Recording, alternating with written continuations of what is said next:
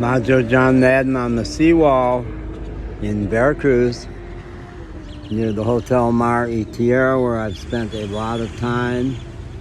This is the harbor, the bay. There's a little lighthouse out there somewhere that marks where it goes out into the open ocean and huge freighters come in. Pemex building down there. Malecon is a recreational area and a museum to heroes of the Revolutionary War, which actually was a internal civil war that ended in 1914, and to the creation of a new constitution in 1917, which was a very radical document for the laborers, for taking over the robber barons from the U.S., taking over their stuff, their factories, their land, giving land back to the peasants. Never was completely lived out, but as far as I can tell, the current president, AMLO, and his hand-picked woman successor, Claudia Sheinbaum, are trying their best to live that dream. I've been in Mexico for a year.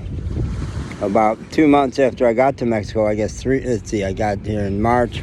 In June, I ended up in El Diamanté, a 400-person pueblo where I was broken down all summer with car problems. The beauty was my first 3 months had been so chaotic and culture shock and language shock.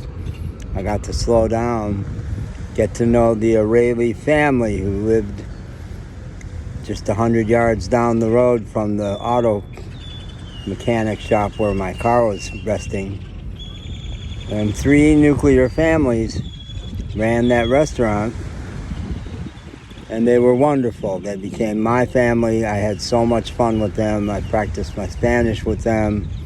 I showed off my dance moves and my crazy sense of humor, and also became a hero to them. They couldn't quite understand why I pet street dogs. No one in that town would.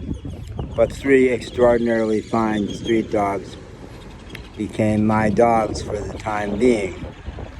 Brave, smart, so devoted to me, would sleep under my van. And I did gain people's admiration when the Trojan horse dog, a tall, young, black dog who seemed fine at first, but turned out that if he wanted the food another dog had, he would not just dominate them, he would fight and keep coming back, fighting and biting. He clearly would kill anybody who stood in his way. People also. He directly attacked me. I broke up 3 fights by doing what you're not supposed to do, go right in the middle of it. But the 4th fight was just him and the smallest dog, Mufasa, and he was clearly going to kill that little dog. I grabbed the little knife out of my van. At that point, I was parked behind the hotel, which was part of the Areli restaurant, and hit him with a big rock. He came at me. Mufasa bit him on the ass. I stabbed him in the back. I didn't know if the blade had just broken off because I was standing there with the shaft, but his body was found a couple days later. So they liked that. They never would have done that themselves. They were way too sweet and nonviolent. But they were glad I did. And I was glad I did because then I could leave.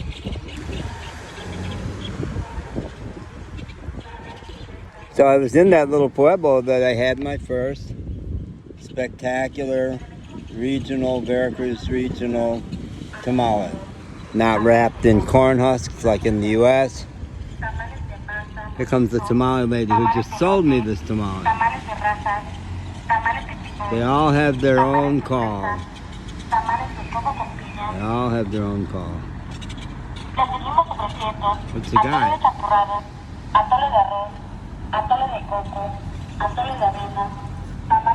That's her cart. Must be her son. Took over the car. Paying her Marine guy from the naval base. Yeah. So Diana, there were 10 restaurants in a little half-mile strip of Carretera that huge trucks, double trucks, illegal in the U.S. Way too much weight for the U.S. would go through that truck, through that little no stoplight, but big speed bumps. So they had to grind to a halt and then grind through their gears to get going. 10 restaurants, and 3 of them were tamale restaurants, all next to each other and all right up against the curb, really enduring the heat of the boiling pots, the noise of the trucks. And Diana was working alone, making these spectacular tamales. I befriended her, and that night we had a WhatsApp exchange, and she confided to me her deep bitterness about Mexico, how poor we are here. All she could dream of was to go to the United States and make some money. And I said, okay, go. You can make money on these tamales. Become the tamale chef. They don't have anything like this in the U.S. They'd kill for that. Make some money and come back. She didn't want to come back. It turned out she didn't want to go. She just wanted to stew in her bitterness.